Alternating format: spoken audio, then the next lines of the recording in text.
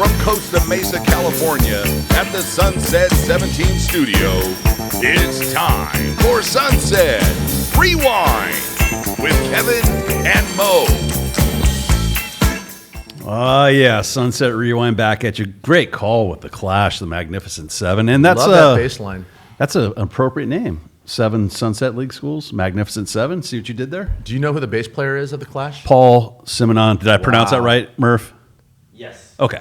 Is he better than Murphy? No. Okay. Of course not. No. Making sure. It's Murphy. Come on. All right. What do we got? What do we got? Games. A lot of action going on. Big games this week had the Los Al Edison game, of course. Marina moves to 8-0, 3-0 in league. So let's jump right into the highlights. Who do you want to start with? Well, let's start with the Thursday game, a game all three of us were at, as a matter of fact. Marina looking to improve to 8-0 on the season. They're off to a great start. This kind of set the tone. The very first play of the game, Duke Caldwell is going to come right up the gap, blow up the running back, and this is a defense that's averaging 3 points a game in terms of giving up points. Wow. First play on the second series, this time off the edge. That's that Eric Johnson defense again. Yeah, I mean, they're just playing lights out. Now, Troy Atkins there. The Marina offense would get into it. Shane Cassidy, they're going to run what's called a smash route. The Whiteouts going to run a curl. They're going to run a corner behind it. Shane Cassidy will get the touchdown from Honeycutt. So in the first quarter, it's 7-0 Marina. Shane bringing in 72 yards a game receiving. Brady O'Rourke, more defense, is going to blitz up the middle, taking down the quarterback. So you're going early on, the defense is really setting the tone. And again, we'll set up their offense. This time, Gabe Carlos will shine behind that O-line. No line, no shine. That's right. Gets a pop up the middle, slowly but methodically is going to lead his team down into the red zone. And then from there, the tight end, Jake Russell, he was on our show. Yep. Play action is going to freeze these two backers. They're going to come up to play the run. Jake's just going to sneak out after a 1 second delay. Honeycutt throws a little floater to him, and just like that, it's 14-0. Marina off and running again. Now, in the closing seconds of the first half, Fullerton would try to come back, play action. The safety gets a little too aggressive, misses the tackle, so they're going to get the ball around the 15-yard line. But 4 plays later, fourth down, they got to go. I screwed that up. I apologize. That's all right. Oh, man, I'm really dropping the ball. Technology. Anyway, the quarterback would drop back, not even close to his target. So Receiver slips. exactly. 14-0 at half. Marina's in control. Now, they were dominating, but it was only a 14-point ball game. So, Fullerton could get back in it with one big play. So how do you open the second half if you're Marina? You make sure Shaden Schrockman gets the kickoff, and he doesn't get touched. Bye-bye. Right up the middle. House call. So a game that, Fullerton was kind of hanging very around. much well in. Yeah, just like that, it's 21-0, and now start. I don't want to say that ended the game there, but that pretty came They're close. going to pull away. So more offense. Aiden Hunt's going to catch a little 5-yard out. It's going to avoid one tackler, truck a second tackler, and again, moving their way towards the end zone. This time, the out route, Honeycutt to Cassidy. When have we ever heard that before? Yeah, Cassidy was 72 yards a game, and he's a touchdown 3 machine. passing touchdowns for Honeycutt. Yeah, just a very methodical win for Marina. They didn't do anything too crazy, but just, they check in, they check out, they win, they move on. We'll go more music analogies there for Marina. That was business as usual. Yeah, Men at work. Yeah. Cole, let's move on. I'm going to pull up the interview after the game. We were able to catch up with Duke Caldwell, one of the stud defensive linemen. Let's hear what he had to say. All right, Sunset Rewind here with Duke Caldwell, one of the studs on the defensive line. Another shutout. What is up with your defense? I don't know. It's all because we all play together. It's always not just one guy running the ball. We rally as a team, as a family. We're all as one big unit, and it's just gotta thank everybody, my whole line, everybody right behind me, and also the offense for helping us out every time, getting points on the board and helping them out by shutting out every time for them. So you guys improved to 8-0. You got 2 more games left to go in the regular season. What do you think was the key to tonight's win, and was there anybody who you thought stepped up and played a key role? So far, yeah, he did. He only did 1 play and got hurt, sadly. But Pedro, he's a sophomore, big kid, but he stepped up and was able to go in for 1 play. Yeah. He did pretty good for that 1 play, I see. And of course, I think everybody stepped up because, of course, it's a team effort. It's a family effort. You can't do it with one person. It takes a team. So it's a Thursday night game. You play Kennedy next Thursday night. If you had your choice, does it make a difference playing on Thursday or Friday? Do you have one preference over the other? If I were to make a preference, probably Friday, so we can get at least an extra day of practice, because, of course, more practice is always better. Right. But I like it because on Thursday you get that Friday off to recuperate, go to cryo, anything like that, man. All right. So you got school tomorrow. Do you still get to go out tonight and do a post-game meal, or is that it for the night? For me, I'm not all about the celebratory stuff. I'm low-key just like hang out by myself type of guy. I'm just like low-key. I'll just go home, eat what my mom made me, and just go to sleep. And nothing wrong with that. We'll get a good night's rest, verdict. Congratulations. Thank you. And best of luck next week. Thank you, sir. All right, so Marina goes to 8-0, 3-0 in the Lambda League. Got to be very, very careful about next week because they're going to take on Kennedy on Thursday night, as was previously mentioned. This is definitely what you'd call a trap game because Beckman is also 8-0, Marina's 8-0. They're supposed to meet in the last game of the regular season. Could possibly be for a league title. Kennedy is coming off Kennedy should have won that game, by the way. The way they lost that by game, the yeah. refs. And, I mean, so Kennedy's going to be a little angry and have some bad intentions. So, Marina, be careful. This is definitely a trap game. Be careful. Kennedy scored a touchdown late. The referee said it was out of bounds. I saw the film. He was not out of bounds. Had they scored, they would have won that game. Right. It was so bad, like the Kennedy coaches sent the officials the tape. Like Right. It was one of those type deals, like red line type stuff.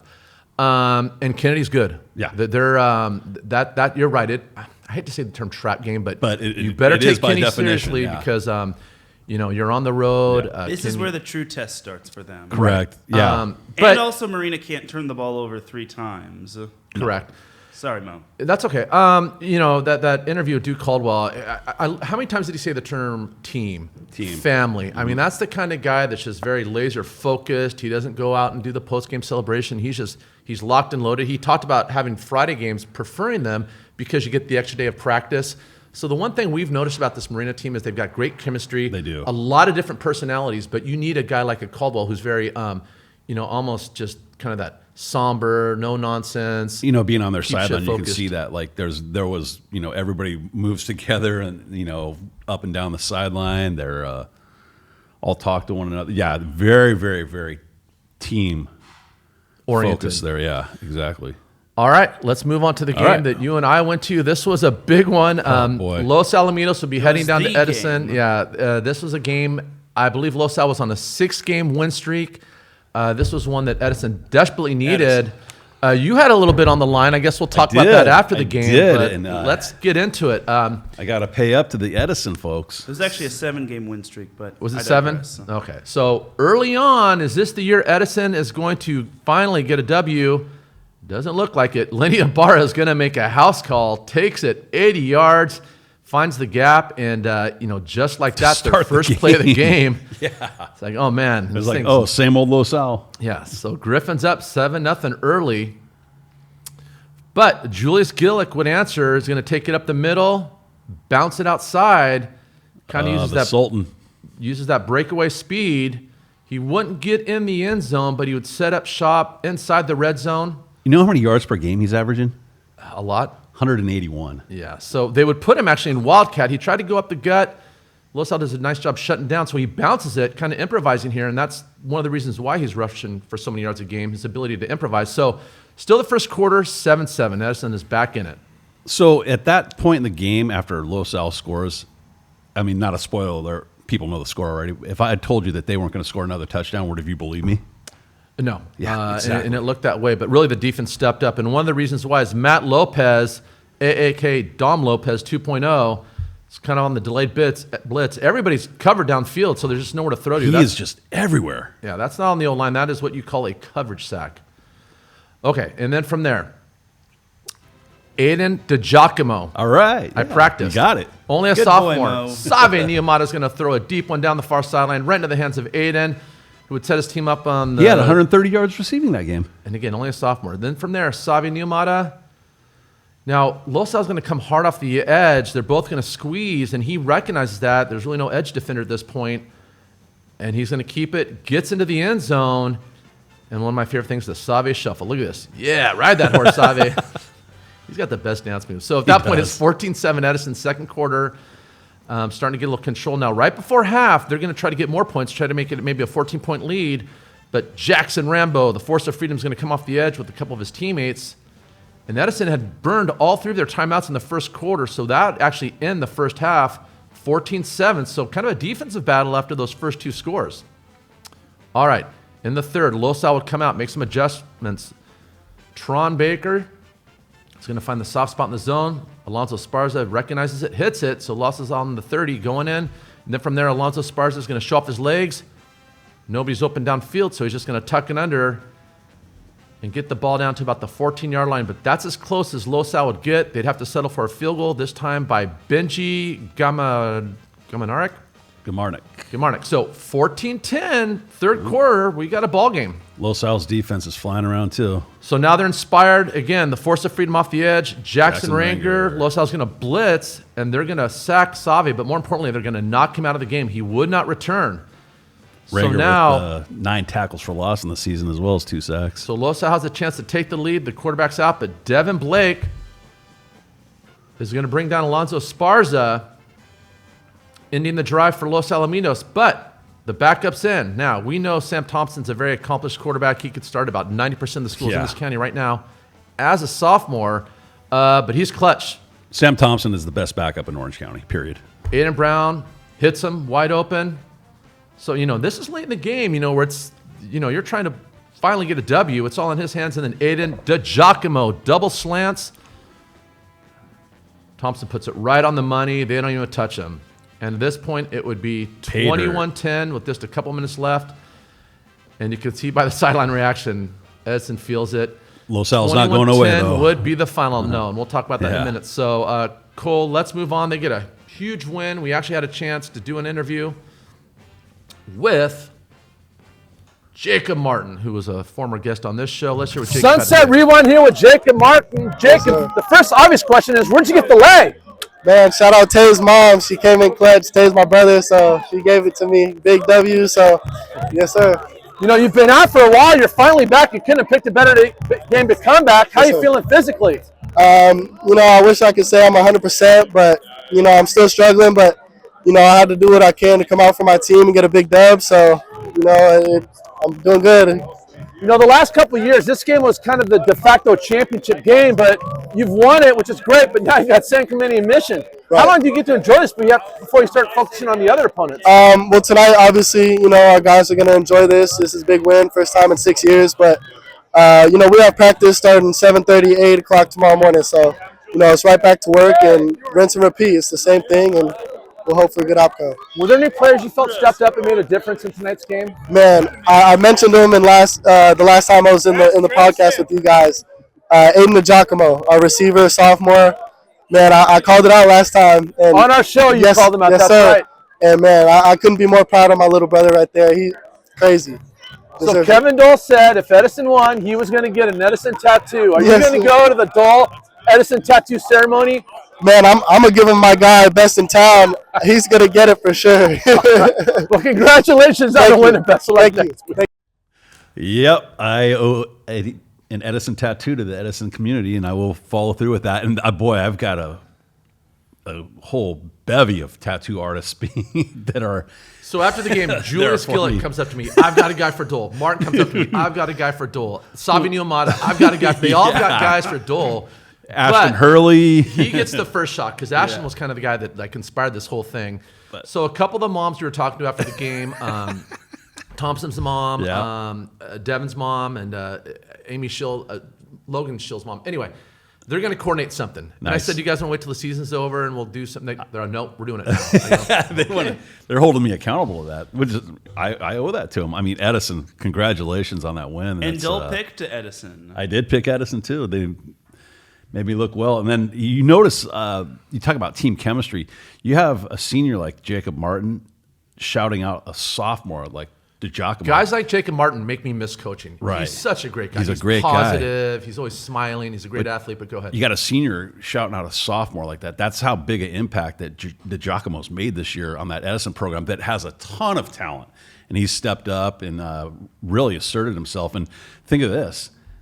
They got a great team this year, but they got 2 more years of Thompson and DeGiacomo there. So, boy, Edison, future is, right now is great for him. Future looks bright for him, too. So, congratulations. Here's the tragic irony, if anything. I said this before. This used to be the de facto championship game, Edison Los Al. So, Edison gets the big win. Oh, congratulations. Now you got Mission next week. So, it's like it wasn't what it used to be. It's an important one, don't get me wrong, but now it's back to work. They get to go to Mission Viejo. Boy, that you talk about if they can pull that upset off. Now, do you want to put something on the line for that game? Why don't we contemplate that and think about it for a little while, and we'll address that in the fan zone. How about that? Wow. Okay. All right. That game carries a lot of weight for me because I went to Mission. I went to Mission Viejo. So, but I'm rooting for the Chargers. I'll tell you that. All right. Well, maybe give them a little extra incentive. We'll talk about that on the fan zone. All right. Where are we going next? All right. Let's move on. We are going to Huntington Beach. They were on the road at Foothill. We ready to roll this? Let's go. So Huntington Beach fell down early on. They were down 7-0 at Foothill, but Nick Navarrete, I think it's Navarrete. Thanks. Would get the interception, the cornerback. So Foothill looking to take a 14-0 lead, but Nick would stop that, and then from there, what a surprise. Troy Foster is going to catch the slant from Edmonds, and and by the way, Edmonds and Foster had record-breaking nights. We'll talk a bit about that. More about that. Huntington Beach would go for 2 and get it, so now it's 8-7 Huntington Beach early on. And then from there, again, Troy Foster, play of the night, probably play of the year. Watch this. You talk about yards after the catch. You know how many yards he's going for a game? Look at this. He's breaking 1 tackle, 2 tackles, outrunning 3 defenders. That coaches love that. Yards after contact. Oof. Yeah, and that's why Foster's the next level. 134 yards a game receiving. It's a lot. Man said get off me real quick. 15-7, Huntington Beach at that point. More defense. Foothill's going to try to run the ball, but they're going to jar the ball loose. It's going to be recovered by the man of steel, Steel Kurtz. So he'd get his team set up on the right side of the field, and then from there, Edmonds. Now they're going to run a little bubble route and watch the safety in the corner. They're going to follow him, and then Ferris Shaheda, what does his dad do? Jack's Surf and Sport. Jack's Surf and Sport is going to run a slant behind it, and I mean, that's just pitch and catch. She's wide open. So Huntington Beach would get the touchdown pass from Edmonds, and now it's 22-7, starting to pull away, but not so fast. Foothill would have something to say about that. They'd come back in the second quarter. Quarterback's going to follow his blockers up the middle. So in a game where Huntington Beach was trying to get away, now it's 22-14. They'd score again. The cameraman didn't catch it, but he did catch the 2-point conversion. So looking to tie it, the wideout's going to do a little in and out. Quarterback puts the ball right on the money. So, just like that, we got a tie ball game going into half. So third quarter, Huntington Beach is going to come out, reestablish their dominance. Ferris Saheda, 3rd and 20. Edmond steps up in the pocket. Now he's just improvising. He's going to wave his receiver downfield, finds that soft spot in the zone, catches it. So on 3rd and 20, Ferris will keep the drive alive. From there, Edmonds to Troy Foster. The slug, a little slant and go. The 1-2 punch. It's tough to stop. And he's such a big target. It's really hard for defenders. So they would take the lead in the third. It's 29-22 at the end of third. Fourth quarter, Foothill's not going away. They're going to run a go out to the receiver on the bottom. Just outreaches the cornerback. Great throw, great catch. So it's all tied in the fourth. So now this is the money quarter, tie ball game. Troy Foster, money down. Third and This is where Edmonds goes to work. Just a little pitch and catch, keeps the drive alive. Troy Foster, big, fast, and runs good routes. That's hard to defend. And again, here's that sluggo route again. He's just going to run a little slant and then takes off. The corner's there, but Foster does a good job of getting better position. So, how about that for a back shoulder throw? Yeah, so 36-29. Now it's up to the defense to get a stop. Third down, Foothill trying to stay in it. Darby Warren off the edge and Trent Clark off the edge. Bad snap. Quarterback gets it, trying to make something happen, but those two defensive ends are going to bring him down. So now Huntington Beach is going to get the ball back with the lead, and from there, Edmonds, he's only a sophomore, but he's a veteran at this point. He's going to read everybody pinching hard to the inside, so rightfully he pulls it, and he's off to the races. No edge defender. He saw that nice stock block by, didn't see that number. I think it felt Foster. What a shock. So 43-29, the final. Huntington Beach gets a much-needed win in league play, and let's go to the interview. Cole, let's move on. We actually had JP West Media at this one. I believe it was Ferguson on the interview. Hello, Dean Ferguson. JP West Media. I'm here with the JP West Media Player of the Game, Brady Edmonds, brought to you by Sunset Rewind. Hey, you just broke the career passing touchdown record at Huntington Beach. What does this mean to you? I mean, it's cool, but at the end of the day, the thing that means most is the W on the scoreboard. So, I mean, I can't be more excited. Played a great game as a team, so defense came up huge for us, getting stops, and it was a great overall team win. Having 5 passing touchdowns on the night, How does your connection with your receivers affect your playing? Yeah, I mean, it's everything. You know, the spring workouts, waking up at 7 a.m. and throwing with these guys is kind of, you know, it came to where it's just a look and we can change the play or whatever. You know, it's everything for us. And last question here: How has Coach Brown helped you prepare for this week's game? Yeah, I mean, a lot of film study. You know, he has a lot of trust in me to where I can bounce ideas off him. He'll bounce ideas off me, and even the receivers. You know, so Coach Brown and I have a great relationship, and I think that's another big role in you know, our success on offense. Great game tonight. Thank you. Thank you, Dean. So another win for the Oilers. Go to 5-3 overall. 2-1 in league. Got a big game this week with Crean Lutheran. That's probably going to be for second place in that Epsilon League. And before we move on to the next game, got to congratulate once again Coach Doug Case of Foothill.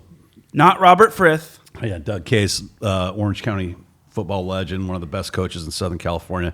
He is retiring at the end of the season, but hopefully Foothill makes the playoffs and he gets to continue his career a little bit more. So, but thank you, Coach Case, for all your years of service to the Southern California football community. You will be missed, but have a great retirement. And speaking of congratulations, Edmonds, 414 yards, a Huntington Beach record.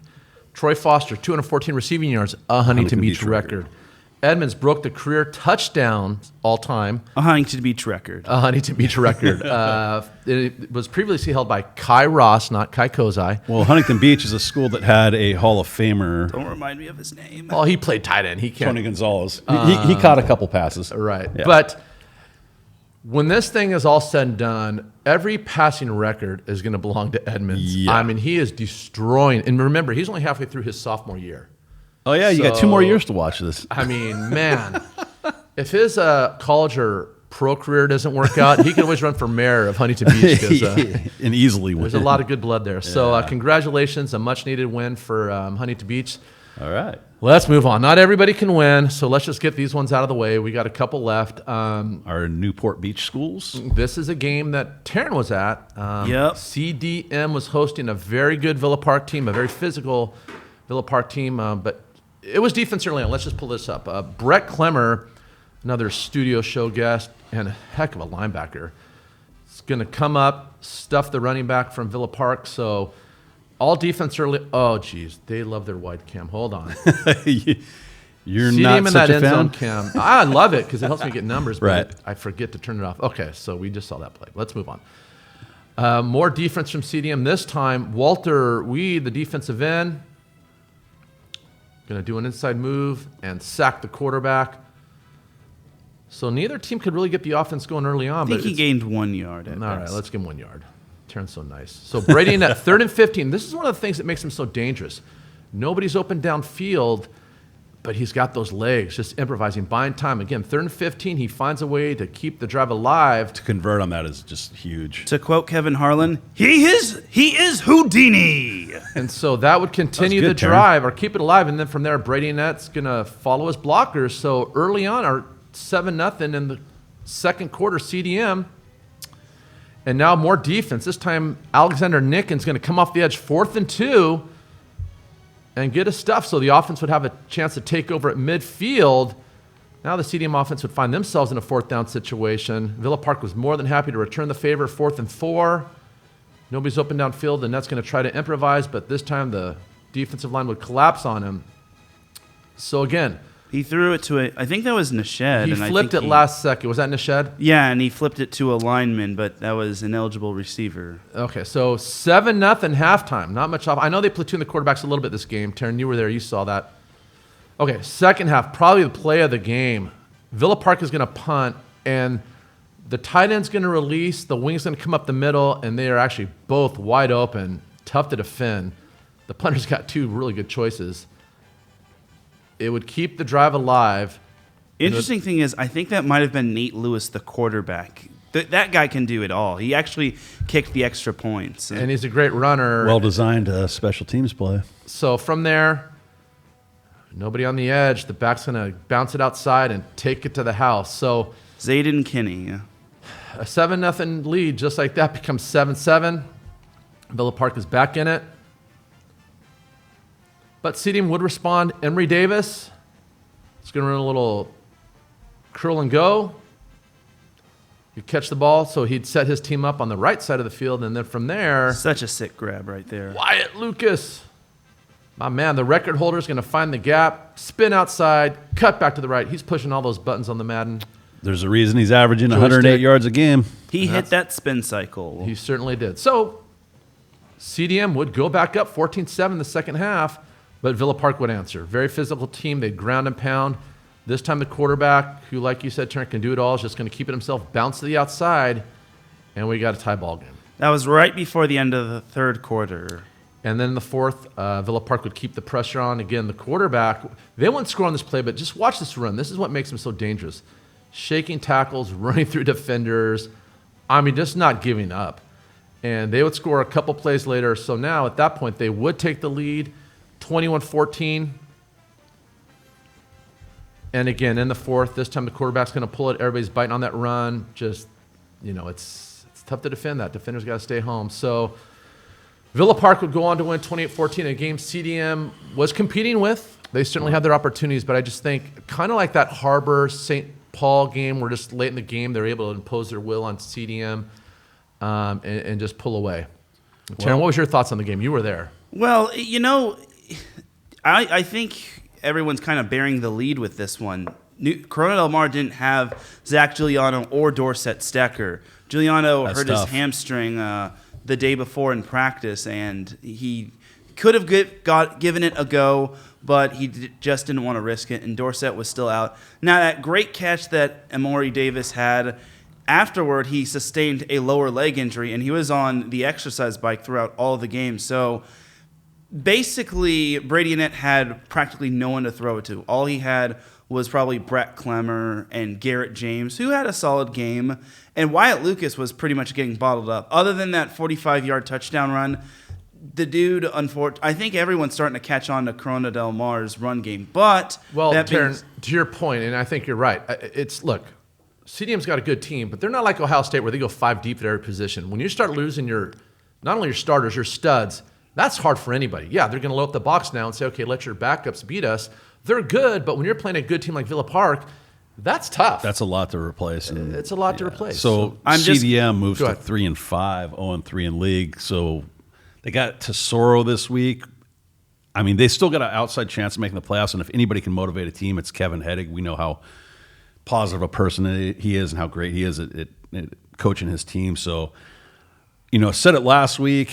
Now it definitely is a must-win game, with Tesoro this week. But like I said, if anybody can get it done, it's Coach Heddig and the Sea Kings. Yeah, and Wyatt Lucas is bound to have another big game like he did against Trabuco Hills. He obviously can't be stuck in this funk forever. He's going to get his swagger back for Tesoro. I feel it in him. I think he's going to break it through. I think he's going to break through in terms of having a big run game. All right, let's move on.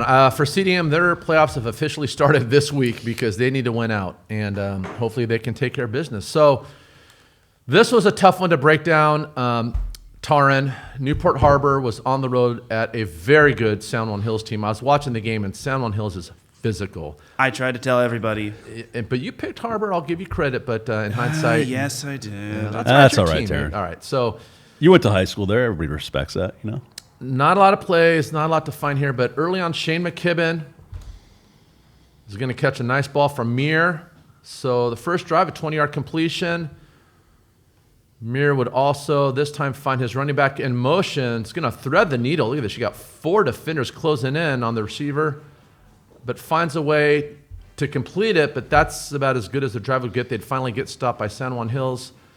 San Juan Hills would get the ball in the second quarter, and from there, they were just going to use their ground attack, which would set up play action. The corner tries to get aggressive and get that pick six. Almost did, but it didn't happen. They'd missed the PAT, so it's 9-0 at that point, San Juan Hills. Start of the second half. Still in the second quarter. Boy, where have we seen this before? Cade Fiegel is going to take it up the gut. I mean, this guy makes plays on offense. He makes plays on defense. He makes plays on special teams. So San Juan Hills was in total control, but just like that, a special teams touchdown, gave Newport some life. Unfortunately, that's about as good as it got for Harbor because San Juan Hills would settle down. They would recover. The quarterback from San Juan Hills is going to hit his receiver on the go right. Yeah, so they reestablished control of the game. It was 16-7 at that point, still in the second quarter. Now, Now, San Juan Hills is looking to extend the lead right before half, about 40 seconds clock running. They'd fumble it. Harbor would recover, so, San Juan Hills can't quite pull away, so it's going to be 16-7 at half. Harbor can make a couple adjustments, possibly get back in this. It wasn't meant to be because in the third quarter, San Juan Hills just stuck that ground game, got up in the end zone. So now it's 23-7, and they are starting to pull away. More San Juan Hills this time. A little wheel route behind the slant. This is tough to defend. This receiver's going to take the corner with them. Nobody's got that back sneaking out of the backfield. And at that point, it was ball game. It was 30-7 to San Juan Hills. That'd be the final score, but I just wanted to show you one play by Cade Fiegel because we talk about offense, defense. He's a stud receiver. Watch this. He's going to, they talk about alligator arms or footsteps. He's got two guys closing in on him. They're going to blast him, and he hangs onto the ball. He's a tough dude. Averaging 64 yards a game receiving. There's a reason. So 37 would be the final. Not a lot of highlights, but going down to San Juan Hills is not an easy task. That's a tough place to play. The Badlands. Yeah. The Badlands, and it was a bad result. But look, whether you lose by 100 points or 1 point, it doesn't matter. Loss is a loss. They've got two opportunities to kind of reset and get back in this thing. So they moved to 3-5 overall, the Sailors. 2-1 in league. They got two tough ones coming up, Yorba Linda and Villa Park. But they control their own destiny. Basically they win, they're getting in the playoffs. And that's just it. At this point of the year where we're starting to get separation, right. You want to be in control of your own destiny. A lot of those other teams are having to hope other things happen in other games. Yeah.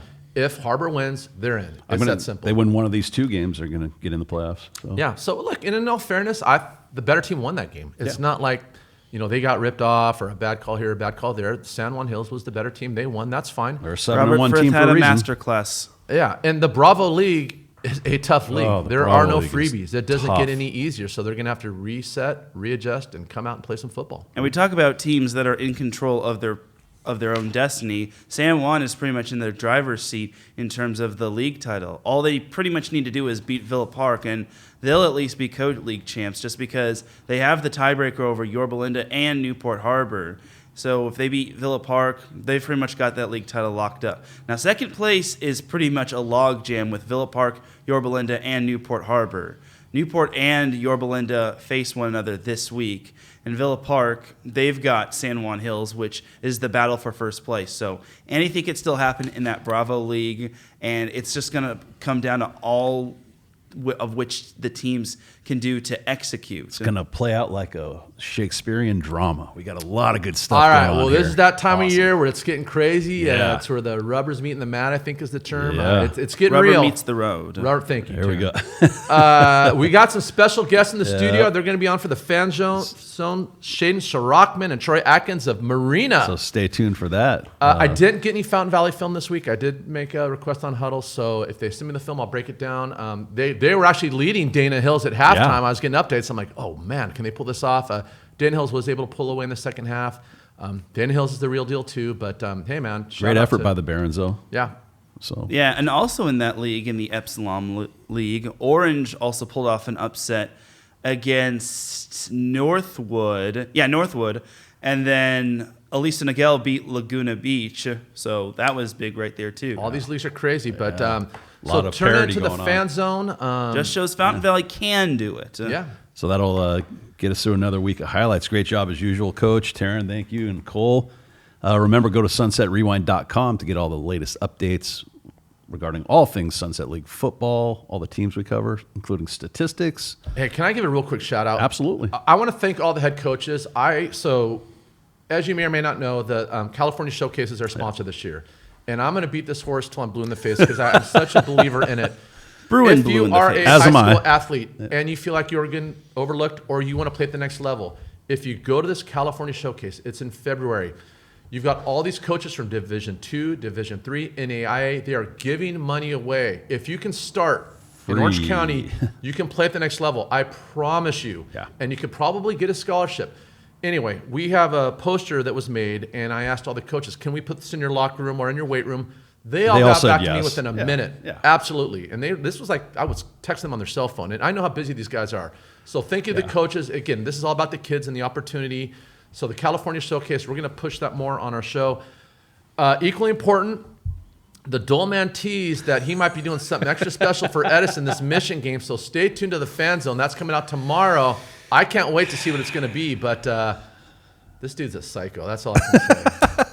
All right, let's get out of here. Well, that brings week 8 to a close. We'll join you again next week. Got some great games coming up. Coach Padios will be here to break them down. Taryn will be here. Cole, thanks again for joining us. Take care. I'll turn that and off. God bless.